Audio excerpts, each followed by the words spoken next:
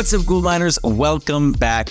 Today, I was reading through some of my notes here over the last couple of months, and I was reminded about this deal that I was looking at in Omaha. And it's funny because the same thing that was happening 6 months ago is still happening today. And in the hotel world, for those of you who don't know hotel investing and don't understand hotel investing, maybe you're a multifamily investor, maybe you invest in retail centers, or you invest in single-family homes. But in hotel speak, renovations are known as PIPs, property improvement plans. And typically these PIPs are mandated by the hotel brands. And so when you change ownership, typically you are going to be hit with a PIP, a change of ownership PIP by the brand, whether it be Marriott, Hilton. If it's unencumbered, if there's no brand, obviously there's no need to do a PIP. Although theoretically, if there is some sort of value add component to your underwriting, if you're assuming or if you're underwriting that the property is going to perform better once you take over, you have to ask yourself, why is it going to improve? Why is it going to perform better? And typically it's because you're going to give the property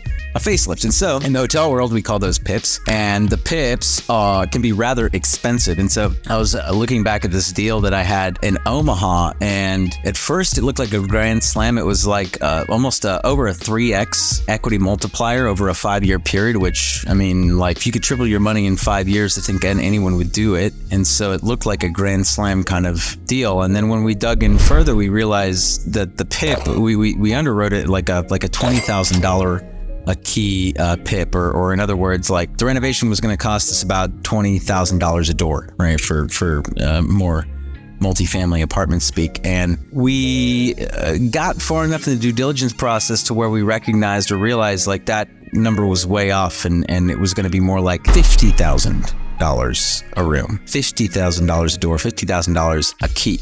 And so what was once a phenomenal deal quickly turned into a deal that didn't look so great. And by the way, some people still might have done it, some groups still might have done it, but we know what our investment thesis is, we know what our buy box is, and we know what our criteria is, and it just no longer made sense. And so this is a theme that is still occurring to this day, where we are looking at a property, we look at the financials, we look at the pictures that we can find online, and we've assigned what we feel in our minds is a fair PIP estimate based on what we're seeing. And of course, like some are easier to do than others. This one was different for a lot of reasons that I won't get into. There was elevator issues, there were ballrooms that needed to get completely redone. Doors, I forget what you call those, the zero gravity doors, the ones that, you know, that are the ballrooms that turn like, you know, turn one ballroom into 4. Lots of expensive things, elevators. I don't know if I mentioned that before, but there's just a lot of things that needed to be done in this hotel. There's a restaurant that would need to be completely gutted, and there was a lot that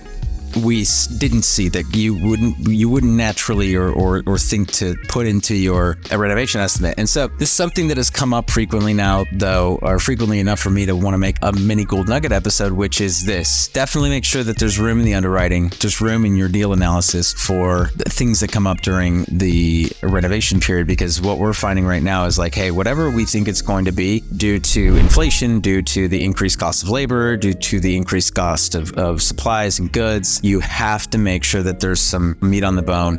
And what that one was $30,000 a door, which would have been like, I think an additional, I want to say $7 or $8 million that we would have had to spend on that property. It was a big hotel, but something that's been coming up a lot, and hope that you take that little gold nugget and apply it to the next time that you're underwriting these deals, or you're looking at a deal. Even if you're not a sponsor or a general partner in these deals and you're a passive investor, make sure that you ask the hard questions, right? Like, hey, how much are we factoring in per room or per key into this model, and do we have room if the renovation goes over? This Day to Gold, everyone. Hope you found this little gold nugget useful.